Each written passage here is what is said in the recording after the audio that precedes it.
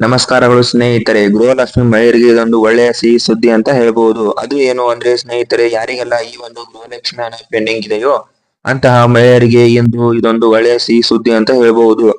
ಹಾಗಿದ್ರೆ ಸ್ನೇಹಿತರೆ, ಸರ್ಕಾರವು ಈಗ ಕೆಲವೊಂದಷ್ಟು ಮಹಿಳೆಯರ ಗೃಹಲಕ್ಷ್ಮಿ ಹಣವನ್ನ ಕೂಡ ಕ್ಯಾನ್ಸಲ್ ಮಾಡ್ತಾ ಇದ್ದು, ಹಾಗೆ ಈಗ ಸರ್ಕಾರ ಈ ಒಂದು ಜಿಲ್ಲೆಗಳಿಗೆ ಮಾತ್ರ ಪೆಂಡಿಂಗ್ ಇರುವ ಹಣವನ್ನ ವರ್ಗಾವಣೆ ಮಾಡಲು ಈಗ ತೀರ್ಮಾನವನ್ನು ತೆಗೆದುಕೊಂಡಿದೆ.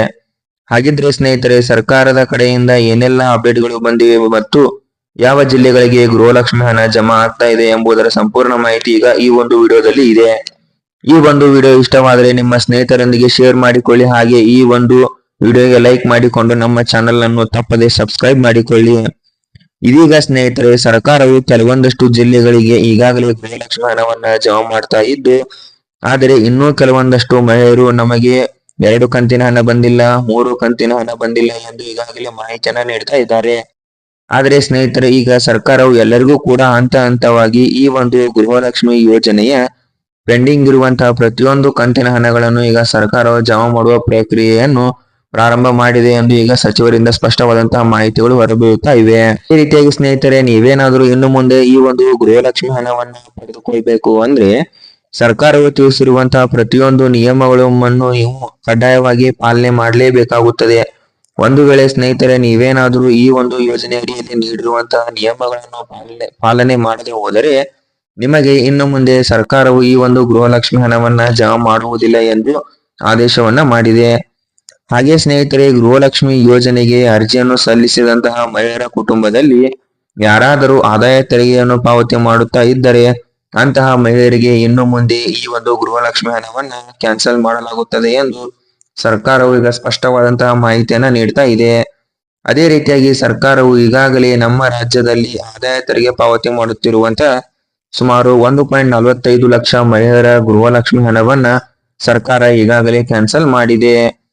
ಹಾಗೆ ಸ್ನೇಹಿತರೆ, ಈಗ ನಿಮಗೆ ತಿಳಿದಿರುವಂತೆ ಸರ್ಕಾರವು ಮರುಪರಿಶೀಲನೆಯನ್ನ ಪ್ರಾರಂಭ ಮಾಡಿದ್ದು, ಇದಕ್ಕೆ ಮುಖ್ಯ ಕಾರಣ ಏನು ಅಂದ್ರೆ ಸುಮಾರು 4 ರಿಂದ 6 ಲಕ್ಷ ಮಹಿಳೆಯರು ಸುಳ್ಳು ದಾಖಲೆಗಳನ್ನು ನೀಡಿ ಇಲ್ಲವೇ ಕೆಲವೊಂದಷ್ಟು ಮಹಿಳೆಯರ ಬಳಿ ವೋಟರ್ ಐಡಿ ಇಲ್ಲದೆ ಹಾಗೂ ಅವರು ಹಣವನ್ನು ಪಡೆಯುತ್ತಾ ಇದ್ದಾರೆ. ಹಾಗೆ ಸ್ನೇಹಿತರೆ, ಇನ್ನೂ ಕೆಲವೊಂದಷ್ಟು ಮಹಿಳೆಯರು ನಮ್ಮ ರಾಜ್ಯದಲ್ಲಿಯೇ ವಾಸವನ್ನು ಮಾಡುತ್ತಾ ಇದ್ದರೂ ಕೂಡ ಅವರ ಬ್ಯಾಂಕ್ ಖಾತೆಗಳು ಬೇರೆ ರಾಜ್ಯದಲ್ಲಿ ಇವೆ. ಅಂತಹ ಮಹಿಳೆಯರನ್ನು ಕೂಡ ಈಗ ಹಣವನ್ನ ಪಡಿತಾ ಇದ್ದಾರೆ. ಹಾಗೆ ಈ ಒಂದು ಯೋಜನೆಗೆ ಅರ್ಜಿಯನ್ನು ಸಲ್ಲಿಸಿದಂತಹ ಕೆಲವೊಂದಷ್ಟು ಮಹಿಳೆಯರಲ್ಲಿ ಮರಣವನ್ನು ಹೊಂದಿದ್ದರೂ ಕೂಡ ಅವರ ಬ್ಯಾಂಕ್ ಖಾತೆಗಳಿಗೆ ಈ ಒಂದು ಗೃಹಲಕ್ಷ್ಮಿ ಹಣ ಜಮಾ ಆಗ್ತಾ ಇದೆ. ಅದಕ್ಕಾಗಿ ಸರ್ಕಾರವು ಇಂತಹ ಲೋಪದೋಷಗಳನ್ನು ಗಮನದಲ್ಲಿಟ್ಟುಕೊಂಡು ಸರ್ಕಾರ ಈಗ ಮರುಪರಿಶೀಲನೆಯನ್ನು ನಡೆಸುತ್ತಾ ಇದೆ. ಅಷ್ಟೇ ಅಲ್ಲದೆ ಸರ್ಕಾರವು ಈಗಾಗಲೇ 6 ಲಕ್ಷಕ್ಕೂ ಹೆಚ್ಚು ಮಹಿಳೆಯರ ಗೃಹಲಕ್ಷ್ಮಿ ಹಣವನ್ನ ಈಗಾಗಲೇ ಸರ್ಕಾರ ಕ್ಯಾನ್ಸಲ್ ಮಾಡಿದೆ ಎಂದು ಮಾಹಿತಿಯನ್ನ ಹಂಚಿಕೊಂಡಿದೆ.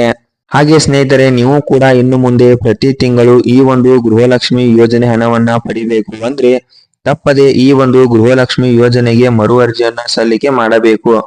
ಆಗ ಮಾತ್ರ ನಿಮಗೆ ಈ ಒಂದು ಗೃಹಲಕ್ಷ್ಮಿ ಹಣ ಬಂದು ಜಮಾ ಆಗುತ್ತದೆ.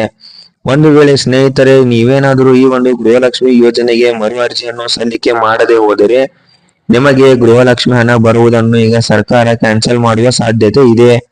ಅದೇ ರೀತಿಯಾಗಿ ಈ ಒಂದು ಯೋಜನೆಗೆ ಮರು ಅರ್ಜಿಯನ್ನು ಸಲ್ಲಿಕೆ ಮಾಡಲು ನಿಮ್ಮ ಬಳಿ ವೋಟರ್ ಐಡಿ ಕಡ್ಡಾಯವಾಗಿ ಇರಲೇಬೇಕು.